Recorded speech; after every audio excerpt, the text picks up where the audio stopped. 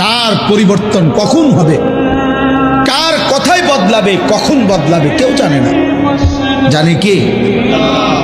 ফুজাইল ইবনে ইয়াজ বড় ডাকাত সর্দার ছিলেন। তো গভীর রাতে উনি ডাকাতি করতে গেছেন। তো রাত্রিবেলা যখন গভীর রাতে এক বাড়িতে ডাকাতি করতে ঢুকছে, দরজার সামনে গিয়ে যখন দাঁড়াইছে তখন শুনতেছিল বাড়িওয়ালা ওই সময় আল্লাহর কোরআন পড়তেছে। উনি দরজায় দাঁড়াইয়া শুনতেছে যে বাড়িওয়ালা ভিতর থেকে আল্লাহর কোরআন পড়তেছে, আলাম ইয়ানি লিল্লাযীনা আমানু আন তাখশা কুলুবুহুম লিযিকরিল্লাহ। এই এক আয়াত ওনার কলিজা ছিদ্র করে ফেলছে।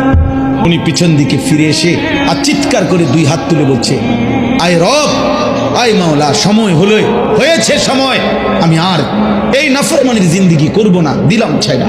তখন তিনি ওই সময় রাত্রে তো আল্লাহর কাছে এক ফোঁটা চোখের পানি ফেলতে ওনার মন চাইছে, তওবা করবে, মাফ চাইবে, আজকে গুনাহ ছেড়ে দিবে।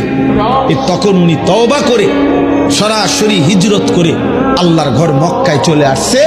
আর বাকি হায়াত কাবার পাশেই উনি জীবন কাটাইছে। এরপরে উনি হইছেন সাইয়্যিদুল আউলিয়া, আউলিয়াদের সর্দার।